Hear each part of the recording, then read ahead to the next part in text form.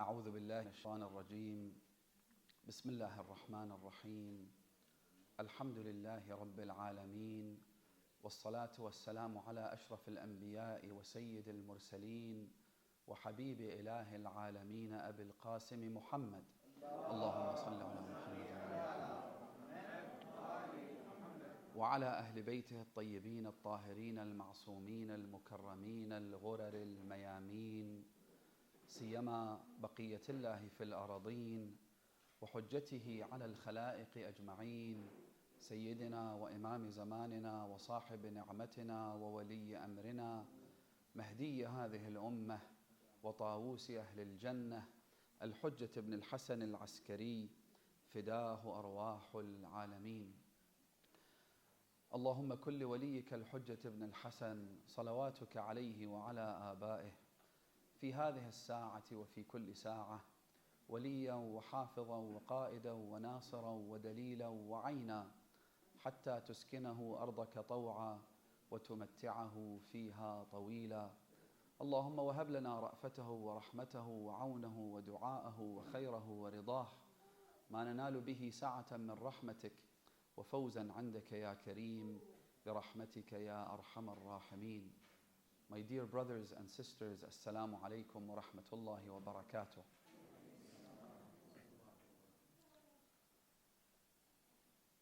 One of the challenges that we face in this day and age is a mass exodus, for lack of a better term, of otherwise religious individuals who hail from religious families, who are seen either completely abandoning the faith or finding their religious immune system being compromised. They're becoming weaker in their adherence to the foundations as well as the branches of the religion of Islam. This is something that was long predicted and prophesied by the Holy Prophet and his immaculate family. This particular challenge is not something that took us by surprise, although perhaps the timing and the scale of the Exodus is surprising. And the question that we find ourselves asking is, how do we stop the bleeding? How do we prevent more people from becoming sidetracked and either leaving the religion entirely, or as I said, finding cracks in this wall and therefore weakening in their resolve and their adherence? How do we stop this? Because it's not just a matter of managing the crisis. It's not just about keeping more people attached to this religion and this faith so that we don't lose more members of the community.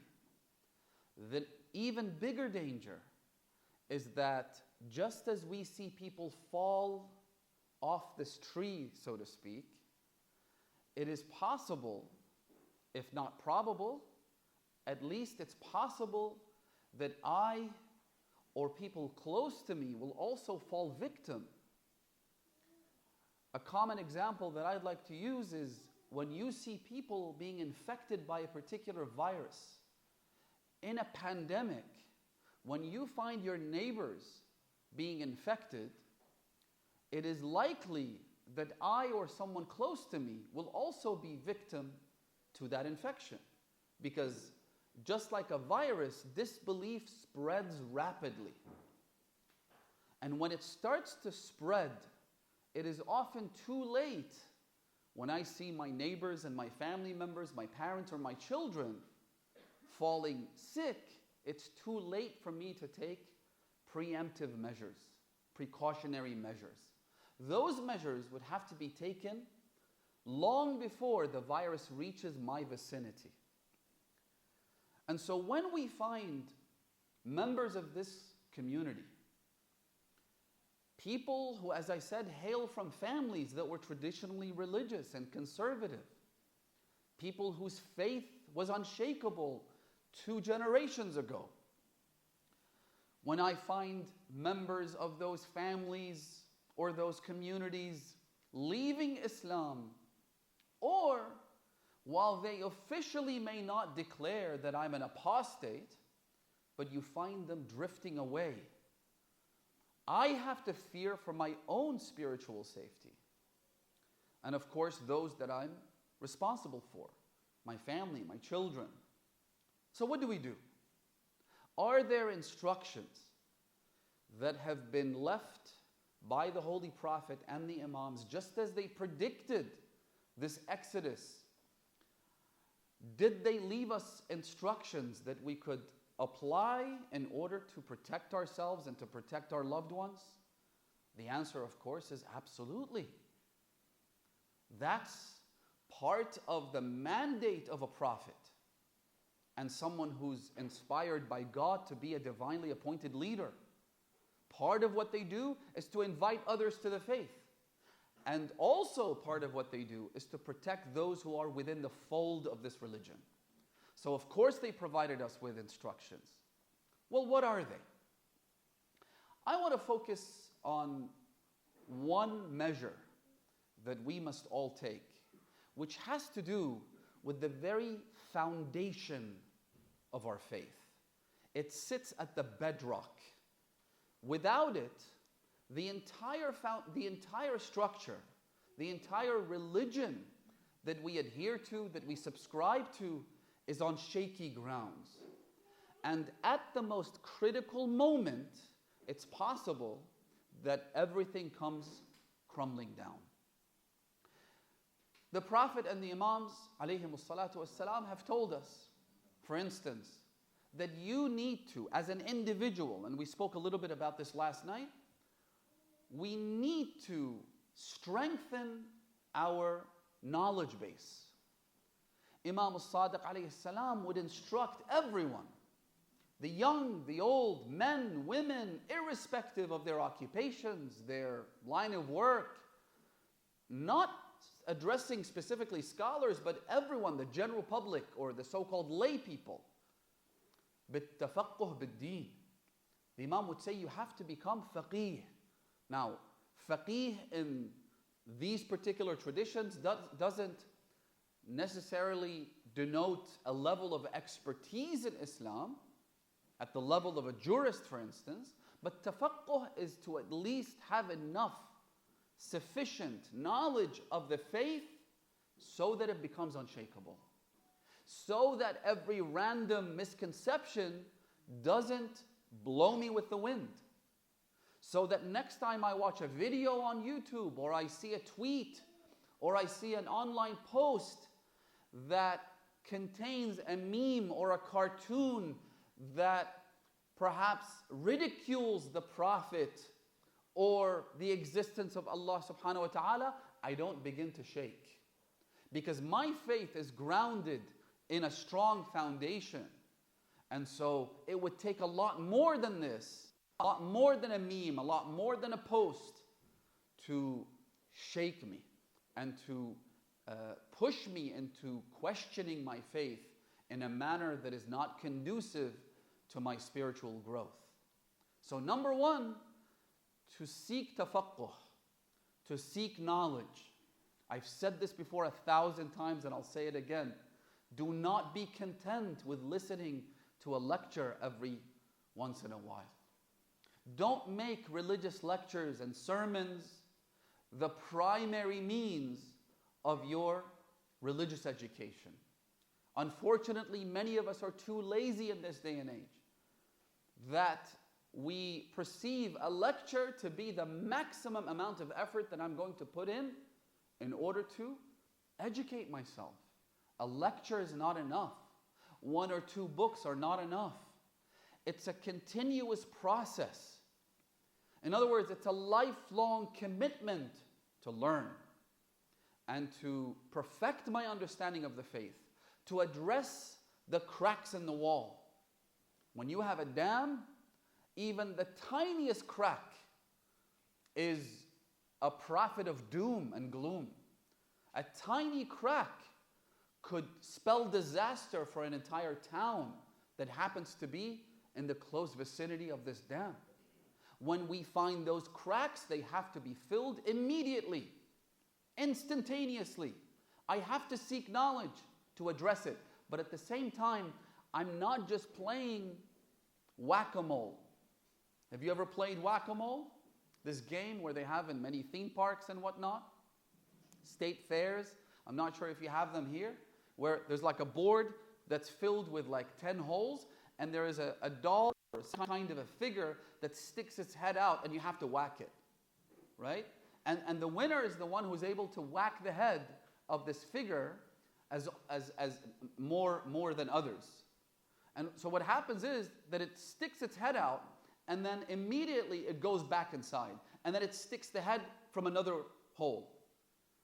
When it comes to our faith, we cannot be playing whack-a-mole, which means that we're being reactive instead of proactive. We're addressing misconceptions when they arise instead of strengthening the foundation of the faith, so that a misconception is immediately identified as a misconception, as a shubha. Amir al-Mu'mineen says, إِنَّمَا سُمِّيَتِ الشُّبْهَةُ بِالشُّبْهَةِ. A misconception in Arabic is referred to as shubha. The Imam says, this is because تُشْبِهُ الْحَقِّ. It's called shubha because it resembles the truth. If a misconception was identified as a misconception, as a fallacy, as a shubha, it wouldn't have an impact on me. Just like if the shaitan was visible and had horns and hooves and breathed fire from its nostrils. If I could see the shaitan in that shape, I would never be deceived by the shaitan. The problem is that the shaitan is invisible. The problem is that a shubha resembles the truth. And so I have to strengthen the foundation of my faith. Tafaqquh, number one. Number two, and this is what I want to focus on in this session, inshallah, with these dear brothers and sisters. A man by the name of Harith al-Hamdani. He's a companion of Amir al-Mu'mineen who was originally from Yemen. An impeccable individual. His faith in the succession of Rasulullah being confined to Amir al-Mu'mineen was without question. His defense of the truth was demonstrated time and again. The hadith says that Harith al-Hamdani, in his old age, came to visit Amir al-Mu'mineen one day. The person who narrates the hadith is Al-Asbagh ibn Nubata, whose name we mention on the nights of Qadr, the nights of destiny. Why? Because he came to Amir al-Mu'mineen, he had a conversation when the Imam was bedridden. He asked the Imam certain questions. You've all heard his name. An incredible personality. So, Al-Asbagh ibn Nubata says that Al-Harith al-Hamdani, along with a group of others who were all Shia, they came to visit Amir al-Mu'mineen. He then describes the state of Harith al-Hamdani in terms of his health. He says that Al-Harith was an old man. He was frail. He couldn't walk straight. He had arthritic pain in his joints. So even the way he walked was difficult. He had people shouldering him and holding him from the elbows. He walked in to the majlis of Amir al-Mu'mineen and he asked the Imam a question. Listen carefully. The Imam said to him, كيف أصبحت يا حارث? How have you been, old friend? So he said to the Imam, Ya Amir al-Mu'mineen, I'm confused. The Imam said to him, elaborate. He said, I see people left, right, and center. People with different persuasions. People with different opinions and views. Some say that the first and the second were better than you and more qualified to be khulafa than you were. Others say that you are more qualified than them. Others elevate you to the station of divinity. And I'm confused. I don't know which direction to take. I don't know who to believe. Listen to what Amir al-Mu'mineen said to him. He said to him, Ya Harith, دعك من هذا الأمر فإنك امرئ ملبوس عليك. Harith, be careful. Don't go left and right. You seem to be confused. Then the Imam gave him a golden rule. You've all heard this statement before, perhaps being phrased in different ways. But I want to focus on this particular statement by Amir al-Mu'mineen. As I said, it's a golden rule. It's a bedrock of our faith. It is, in fact, once we understand it, once we begin to apply it in various dimensions of our lives, it'll become one of the primary vehicles for our salvation. In the midst of all of this chaos, in the middle of all of this confusion, this will become incredibly handy. What did the Imam say to him? He said to him, إن دين الله لا يعرف بالرجال وإنما بآية الحق اعرف الحق تعرف أهله.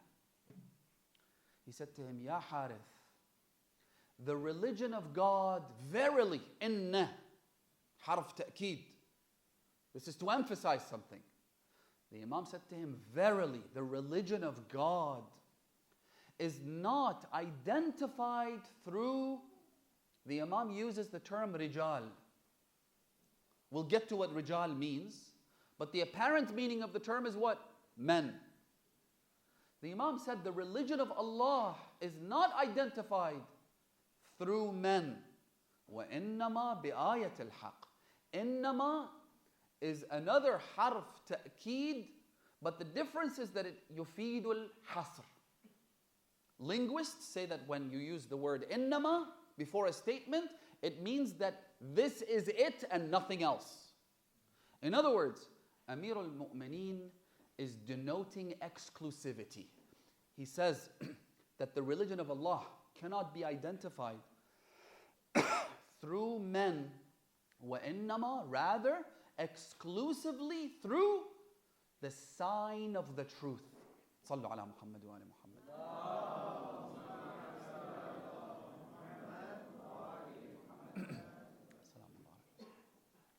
In other words, he says that to establish God's religion, to identify the truth, to know which direction to take, you need proof.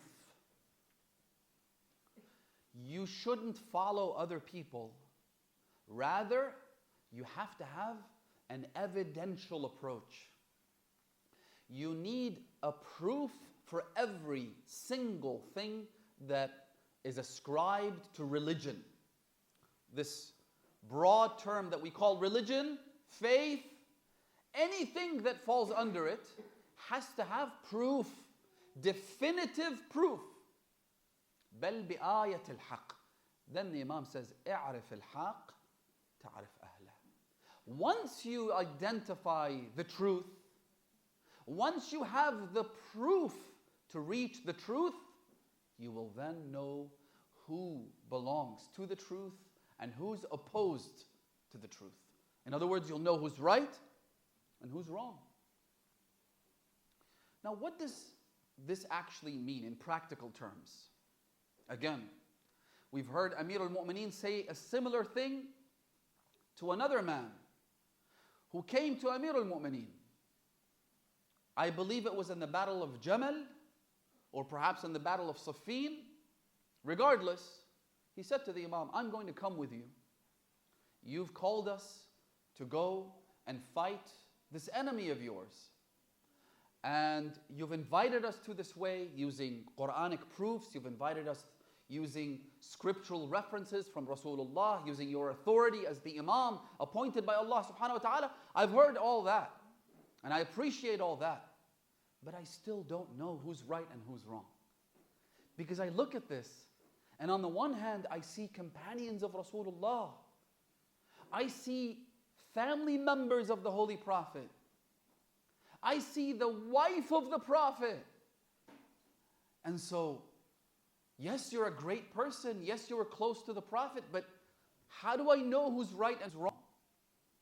Let me share a story with you. Several years ago, I was invited to speak in a majlis. And after the majlis, I noticed someone was sitting from the pulpit. I noticed someone was sitting with his back against the wall, and he was wearing clothes that I assumed that he was from Egypt. And so when the majlis finished, I approached him and I said, "You're welcome to our majlis, and if you have any questions." He said, "As a matter of fact, I do." And he started asking me. It turns out that he was from Sudan, not from Egypt. I said to him, I love the people of Sudan because I have a lot of my friends, a lot of people that I studied with at the seminary, they were from Sudan.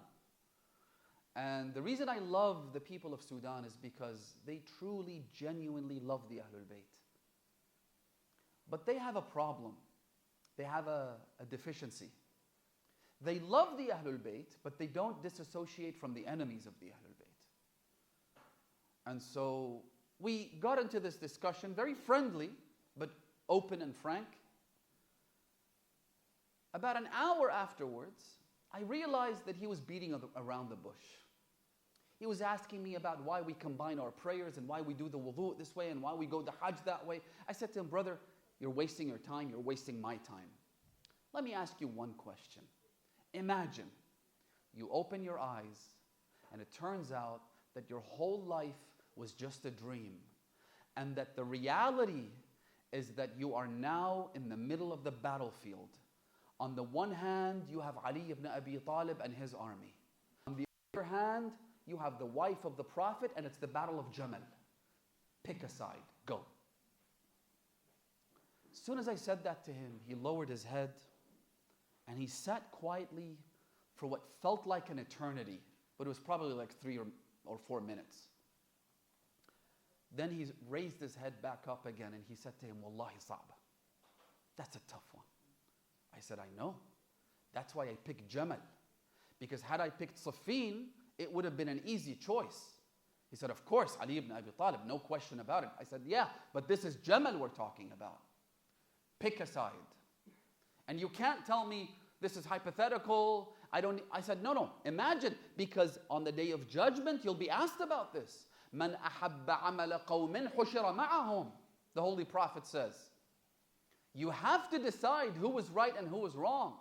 You can't just brush it all under the carpet and say, it's got nothing to do with me. It does. Because one side killed others in the other side.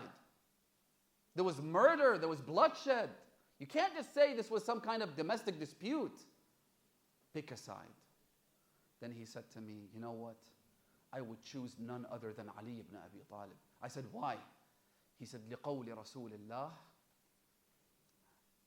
عَلِيٌّ مَعَ الْحَقِّ وَالْحَقُّ مَعَ عَلِيٍّ يَدُورُ مَعَهُ حَيْثُمَا دَارَ. اللهم صل على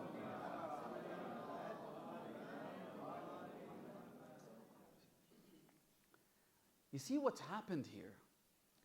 Obviously, as soon as he said that, we all did a loud salawat and we said to him, that's it. That makes you one of us. It makes you a Shia. If there was one litmus test, it's this. But why does a person like that make such a choice, and it only took him a few moments, whereas others struggle with this very same question? What's the difference? I have met people that, and again, I'm using these examples, but it'll become more and more practical for our own selves as well, inshallah. I have met people in Mecca, in Medina, in Syria, elsewhere, where I begin to have these conversations with them, obviously in a very cordial manner, in a very respectful manner. The idea is to invite them. The idea is to clarify things that they may not be privy to. The idea is for them not to think of us as imposters and infidels and disbelievers. And when you talk about these things with them, they seem to be incredibly open-minded, incredibly receptive to the truth. But the one area they struggle with is this, and I've heard this from people. They say, okay, let's agree with everything you've said. I agree that Ali ibn Abi Talib was the best. No one could be compared with Ali ibn Abi Talib. Ali ibn Abi Talib, as Al-Kubaysi, who's a Sunni Iraqi scholar, he was once asked on television that you've been talking about the greatest companions and you mentioned Abu Bakr and Umar and Uthman, but where's Ali ibn Abi Talib? He said, Ali ibn Abi Talib, you don't even put him in the same sentence as any other companion.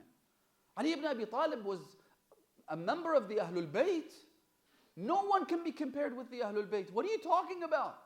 When we discuss the companions, I'm happy to tell you who's superior and who's inferior. But Ali was above and beyond any companion. So you find people like that, but where they struggle is they say literally, they say, okay, I agree with all that.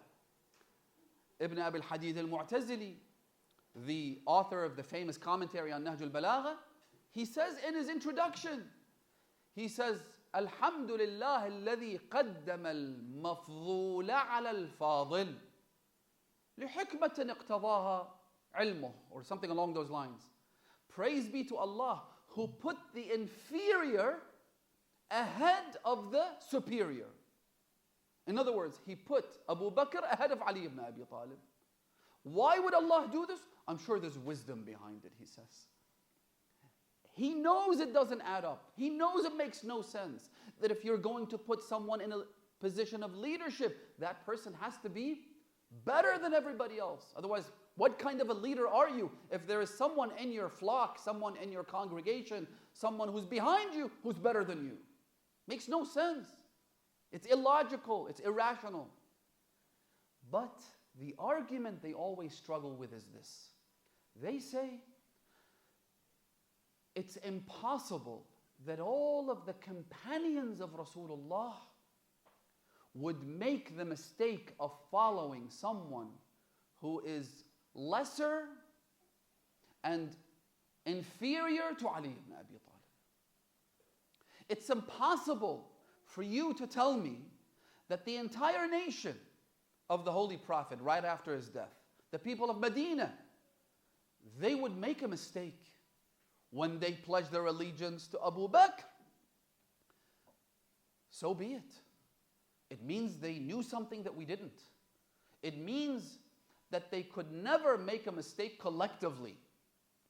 That's why one of the foundations of Sunni theology, as well as jurisprudence, is Ijma'ul Ummah. They say that the nation gathered together and they pledged their allegiance to Abu Bakr. Surely we're not better than them. Surely we can't say that they were all wrong and I happen to be right. That doesn't add up, doesn't make any sense. That is the pitfall that catches so many otherwise well-meaning, well-intending, sincere individuals who seek the truth, but they falter. They fall into this trap. Listen to this. Abu Hamza Thumali, that's his title. His actual name was Malik ibn Dinar. This great companion of Imam Zayn al-Abidin, the one who narrated the majestic supplication known as Dua, Abi Hamza Thumali. Abu Hamza used to walk as closely to Imam as-Sajjad as he possibly could in order to protect the Imam, to safeguard the Imam. And so he narrates that one day I was standing near the Imam as he prayed in the masjid. In his qunut, Imam Zayn al-Abidin said the following. He said, وَاجْعَلْنِ اللَّهُمَّ مِنَ الْقَلِيلِ. Oh Allah, make me among the minority. Abu Hamza says, as soon as the Imam finished, I went up to him, I said to him, Ya ibn Rasulullah, اجْعَلْنِ اللَّهُمَّ مِنَ الْقَلِيلِ. Obviously, we seek abundance. We seek numbers.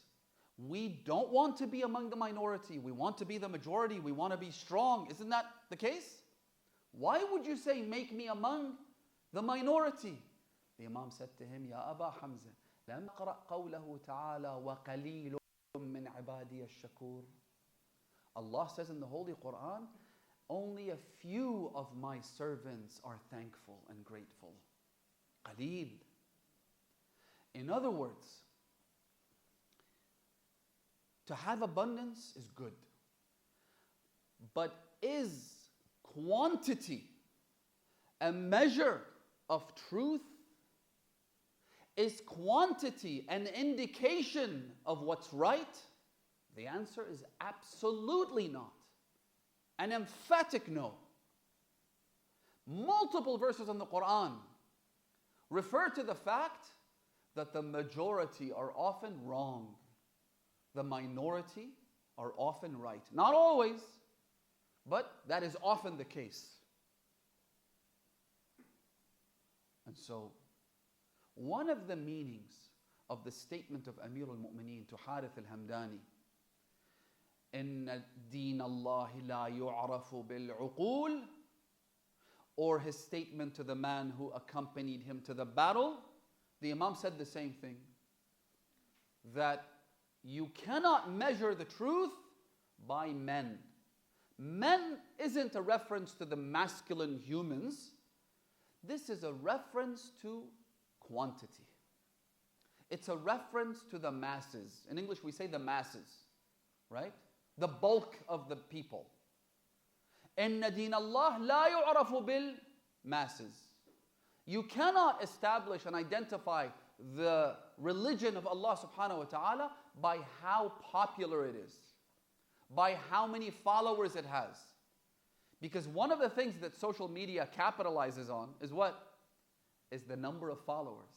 If someone has more followers, then they automatically, in our minds at least, they're perceived as having more credibility.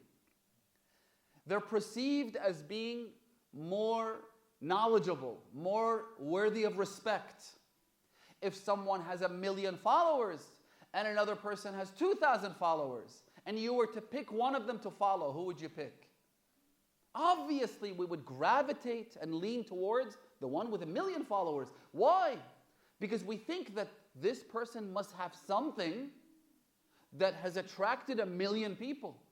Whereas the poor guy who has 1,000 followers doesn't seem able to provide me with much.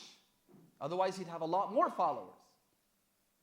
And so, this bias that psychologists talk about, social media platforms capitalize on, and online shopping websites always use this to their advantage.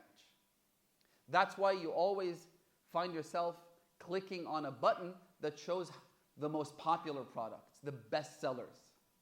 Why the best sellers? It means that they are inherently better, that they have a greater quality, for example? No, not necessarily. Sometimes a product is a bestseller because it's been marketed better than another product. Maybe a celebrity, once again, capitalizing on the same bias.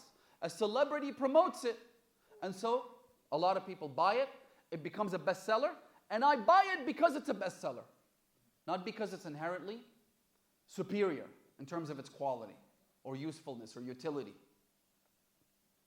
Sometimes a product is a bestseller because it's cheaper. So what? Doesn't make it better. But this is a bias that we all suffer from. And this is precisely what Amir al-Mu'mineen is trying to target. إِنَّ دِينَ اللَّهِ لَا يُعْرَفُ بِالرِّجَالِ. Don't follow something just because it happens to be popular. But that's how people are. That's why people, they have individuals they call them fair weather. Have you heard that expression before? Fair weather? Those who support a team, like a football team or something, because it happened to win the last tournament. You have those die-hard fans who follow the team to death.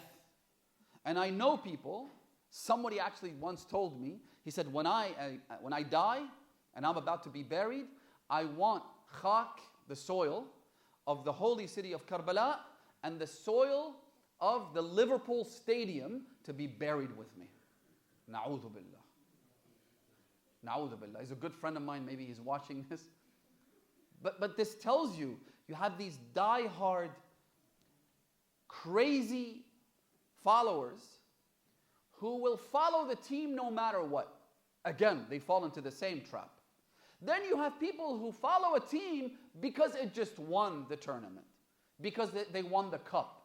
Again, popularity bias. Amir al-Mu'mineen says that popularity is never a measure of what's right and what's wrong. Never. اجعلني اللهم من القليل. Rasulullah has a beautiful statement. He says, بدأ الإسلام غريبا وسيعود غريبا. This religion, when it began, it was unpopular. It was a stranger. It was in fact hated by everyone, by the idol worshippers. The only people who subscribed to this religion when it was unpopular were Ali ibn Abi Talib and Khadija bint Khuwaylid. For 3 years, they were the only ones. And then it was Ja'far ibn Abi Talib. It was this and that, small pockets of people. They subscribed to this faith. And after the liberation of the holy city of Mecca, it became a whole other story. People began to flock towards this religion in hordes. But then, it wasn't challenging to become a Muslim. It wasn't, a difficult thing at all.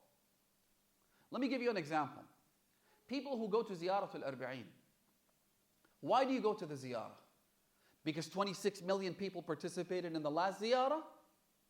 Or because Ziyaratul Husayn alayhi salatu wassalam is in itself a worthy act. It's a ritual that was established by the Imams of the Ahlul Bayt.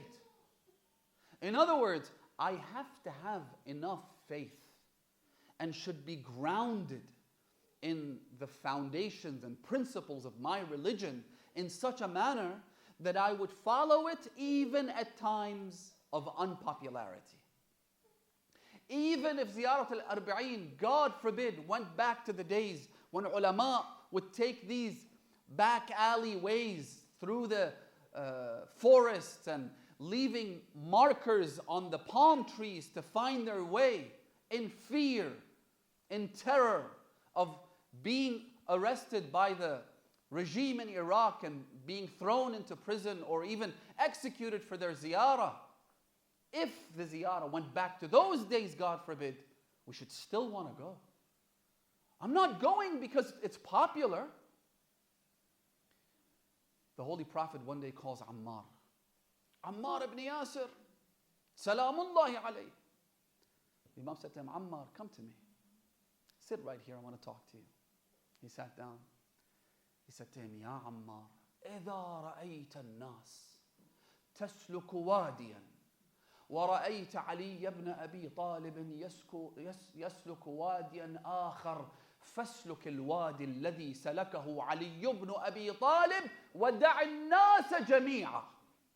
If you ever see people taking one route, going into one valley, and Ali ibn Abi Talib taking another path into another valley, follow the path of Ali ibn Abi Talib into that valley and leave everyone else.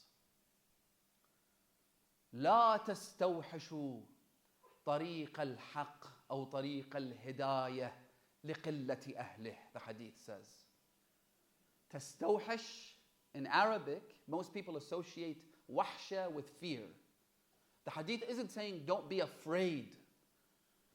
Istihash in Arabic is to be alone. Ya anis al-mustawhishin, we say about Allah subhanahu wa ta'ala. O one who gives solace to the one who's all alone. The Imam says, do not feel lonely and in fear of walking in the path of righteousness and the path of guidance just because no one else is with you. We, brothers and sisters, in these countries, in these regions, we have a lot of advantages. We have a lot of things going for us. But there are challenges, aren't there? When you find yourself to be the only hijabi woman at university, may Allah bless you for that. You don't understand the kind of reward Allah has reserved for you just because you happen to be the only one who follows the example of Fatemiyah az-Zahra. The only person there. The only one. And therefore being gawked at, being stared at, perhaps even ridiculed for your dress code, for the way you carry yourself, your modesty. Only Allah knows what is being prepared for you. And only Allah knows what earthly as well as heavenly rewards you will get. Because you're all alone. You're swimming against the current.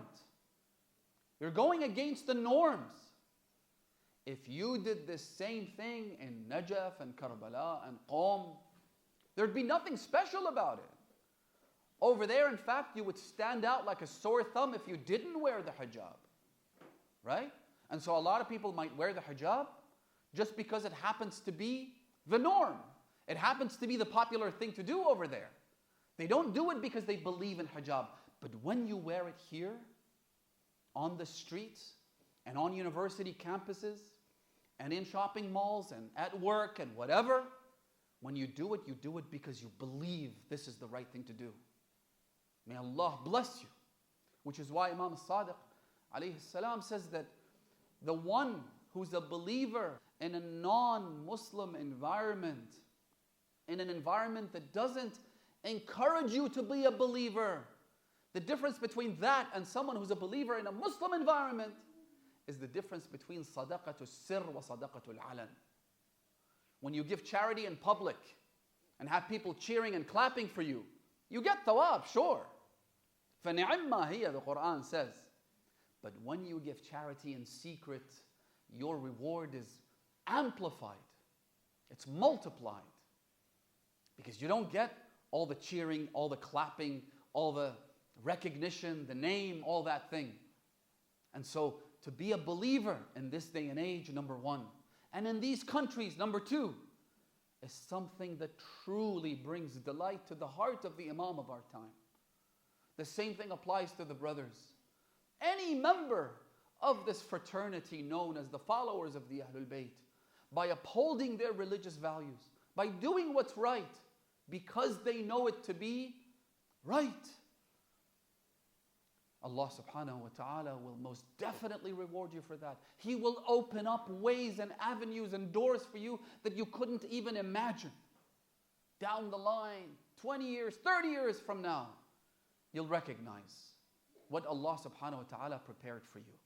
So, the first meaning of rijal is not to follow whatever happens to be popular.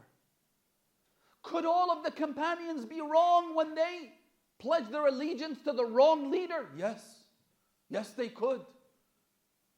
Could all of those academics and Nobel laureates and professors and people with the highest accolades, could they be wrong when they say there is no God? Yes, they could, and they are. So what? Nobel laureates, graduates of Trinity College at Cambridge University, who cares? Who cares? As an expert in your field, you happen to be a physicist, a biologist, you happen to be an expert in a field of medicine, more power to you. I respect you for the knowledge that you have, but I will not take you as a barometer for truth and falsehood. And I don't care how many people sign on that petition, there is no God. If the whole entire universe, if every living sentient being said there is no God, I don't care. I have to have enough faith, enough resolve, enough certainty that numbers don't shake me. فَاسْلُكِ الْوَادِ الَّذِي سَلَكَهُ عَلِي وَدَعُ النَّاسِ جَمِيعًا, as the Holy Prophet said. So, the first meaning of this is popularity. One practical point that I want to add, inshallah we'll continue this discussion tomorrow, is we also follow into this trap. How so? By subscribing to celebrity culture. Whether these celebrities are Muslim, non-Muslim, it doesn't matter. Let's not fall into this trap. Let's not venerate individuals such that they become the barometer of truth and falsehood. Follow what is right as per the teachings of the Holy Quran and the Ahlul Bayt, and nothing else should matter. The hadith says by Imam Musa ibn Ja'far alayhi salatu wassalam, Allahumma salli ala Muhammad wa ala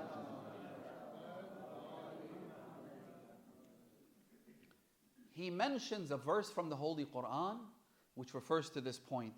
He says to Hisham ibn al-Hakam, his companion, he said, لَقَدْ ذَمَّ اللَّهُ الْكَثْرَ. Allah has belittled quantity. Allah has spoken in a manner that demeans quantity and large numbers. He says, إِن تُطِعْ أَكْثَرَ مَنْ فِي الْأَرْضِ يُضِلُّكَ عَنْ سَبِيلِ اللَّهِ. If you follow the majority of the people of the earth, they will drive you away from the path of Allah subhanahu wa ta'ala. يُضِلُّكَ عَنْ سَبِيلِ اللَّهِ. And so, the second meaning of this hadith of Amir al-Mu'mineen, which we'll talk about inshallah tomorrow at length, when the Imam says, إِنَّ دِينَ اللَّهِ لَا يُعْرَفُ بِالرِّجَالِ, is celebrities. Notable personalities. Individuals who are respected for their accolades, who are respected for their achievements, who happen to have some kind of celebrity status. Nowadays, they talk about social media influencers. Suddenly, a social media influencer, a fashion blogger, a hijabi individual. There was recently an article, I remember, I think from last year, which was truly eye-opening, talking about some of these top Muslim fashion bloggers who wore the hijab at the beginning, but left their hijab down the line. When their career advanced, when they prospered, when they got the 1 million and 2 million and 5 million followers, suddenly they decided to drop the hijab. Which begs the question, was there a conspiracy from the beginning? Was this part of the plan all along? Did they do this in order to entice young girls who don't know any better? That this is how you wear your hijab, this is how you look good, this is how you look nice. And then suddenly throw the hijab off. And so many girls threw their hijab off.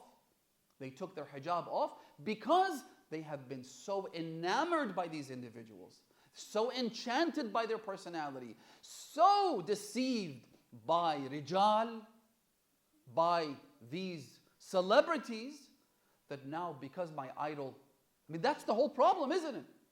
They idolize them. They become more than just somebody they watch in order to teach them how to wear their clothes or how to cook a meal. They become so intimately close to them. There was a study I read about recently that said most young teenagers in the United States feel closer to their favorite YouTube personality than their own parents. They become celebrities because they follow them. The the intricate details of their lives, when they move a house, when they find a girlfriend, when they break up with their girlfriend, when they do this, when they do that, when they go to college. Every single detail of their lives is closely observed and followed. And after a while, they feel so close to them. They feel like they're their best friend. When in fact, this YouTuber doesn't even know you exist. They couldn't care less about you. I find it hilarious when I watch videos when they say, look, because I feel like you're all my family, and so I want to share with you this great news in my life, or this terrible news of my life. What family? You don't even know the first thing about those who watch your videos. To you, they're just metrics to add to your advertising revenue. You want more views because you get paid about $1,000 per million views. You couldn't care less about your viewers. You look at their age demographic just so you could customize your content and get even more eyeballs, as they call them. But young individuals who don't know any better, they feel so connected to these YouTubers that they won't talk to their parents, but they'll comment on these videos day and night. And so Amir al-Mu'mineen says, إن دين الله لا يعرف بالرجال بل بآية الحق. I will conclude with this story. A young man, a companion of Rasulullah, the Holy Prophet wanted to send someone to Yemen in order to teach these new converts to Islam, the Quran, and share with them teachings about Islam and whatnot. So the Prophet picked this young man. His name was Mu'adh ibn Jabal. He was in his 20s. He died when he was 38 years old, so quite young. The Prophet sent him to Yemen, and as he sent him, he wrote a wasiyah for him. In other words, a series of instructions. This wasiyah is found at the beginning of the book known as Tuhaf al-Uqul an Al al-Rasul.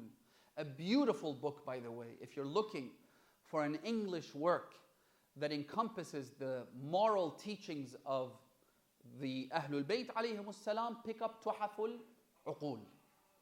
In the introduction of the book, the Prophet says to Mu'adh ibn Jabal that had I known I would see you soon, I would speak a lot more.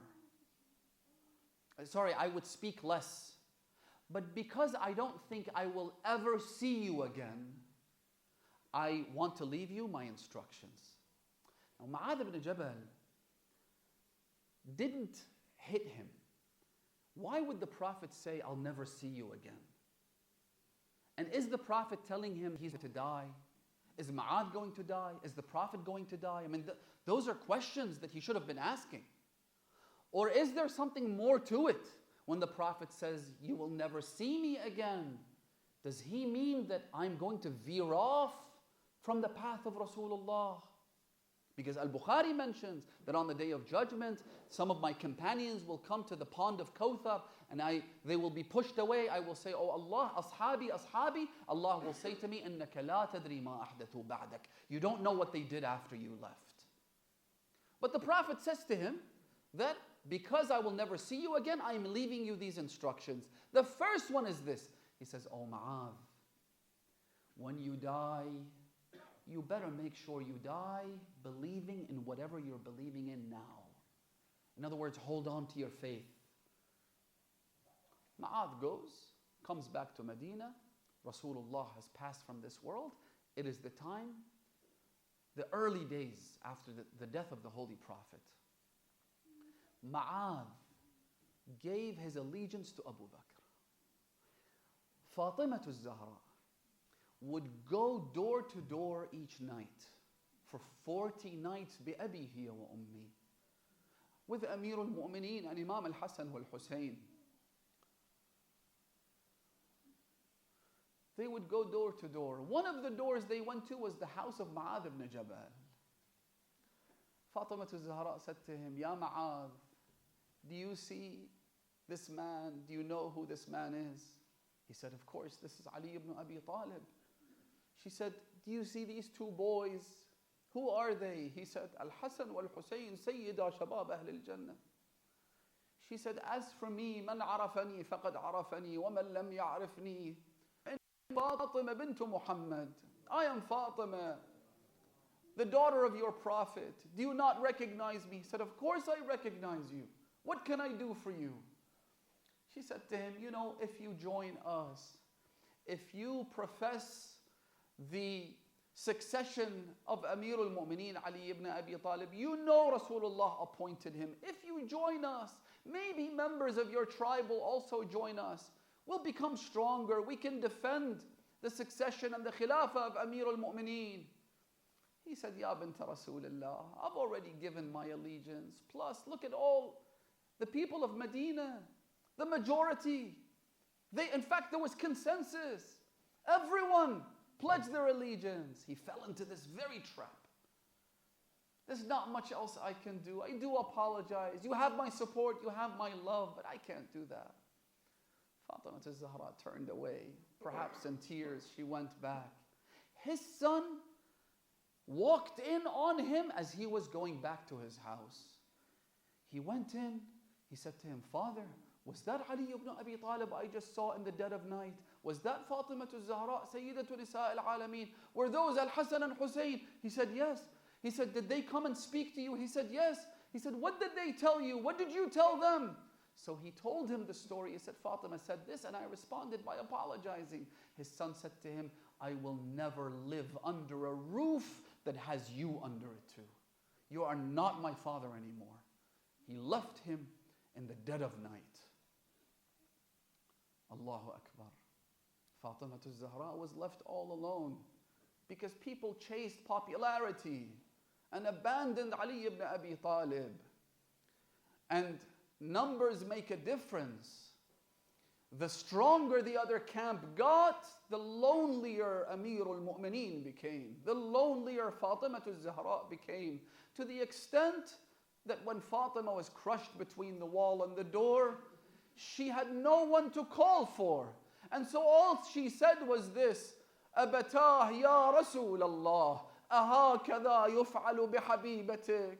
Ya Rasulullah, my father, look at what they're doing to me.